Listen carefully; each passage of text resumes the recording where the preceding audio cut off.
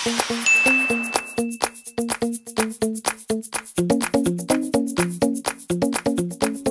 naman ganon? Bakit kailangan may ganon kayong paandar? Bakit kailangan makipagsabayan kayo sa prenup nila? Kakainis na. Wendy Liz! Pwede na nga, pumayag na nga ako eh. Okay na nga yun eh. Wendy Liz? Oo, inaamin ko na mahirap lang tayo. Pero kahit kailan, hindi ka namin pinalaki para lang lait-laitin ang kung sino-sino lang.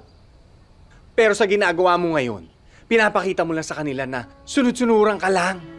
Ay naku anak, itaga mo yan sa bato. Habang buhay nilang gagawin yan sa iyo. Mahal ka namin, anak.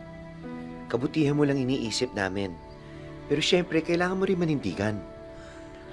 Dalawa kayong papasok sa kasal na to. Dalawa kayong manunumpa sa hirap at ginhawa. Kaya hindi pa pwedeng sila lang masunod sa prenup na yan.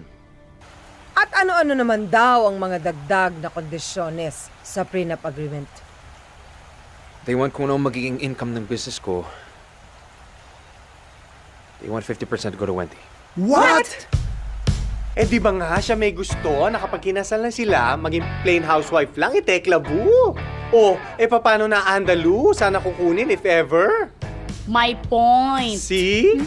At kapag namabayin si Sean at nagkahiwalay kayo dahil dito, automatic kay Wendy ang bahay. Correct. In the event na nahuli mo na si Wendy ng lalalaki, palayasin mo sa bahay mo.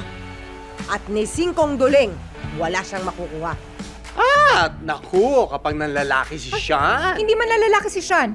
Pero attorney, pag nagkataon ha, hindi lang bahay ang mapupunta kay Wendy, kundi ang lahat ng ari-arian.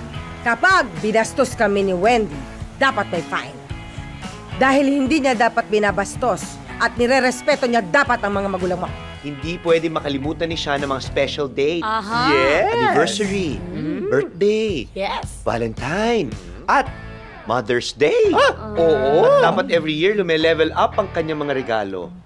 Pagpapatunay yon na habang tumatagal, mas minamahal niya ang aming Wendy. Ay, Yes. Kapag nakalimutan niya yon, aba, may multa. Kapag tumaba si Wendy, meron siyang fine na 100,000 pesos per pound ha. Maximum weight stipulation is 105 pounds. At kapag tumaya ka sa loto tapos nanalo ka, hindi pwede bumalato yung pamilya ng asawa mo, ha? Attorney, kapag nagkaroon na ng Jonakis ang magjowa, Ay! ang pagbibigay ng name sung, ang full rice, nasa atin. Hindi oo. ba? There should be an IQ and EQ test before the wedding.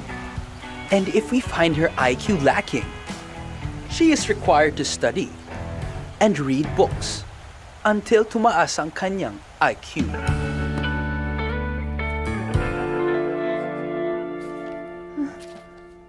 $200 pages ang prenup agreement natin?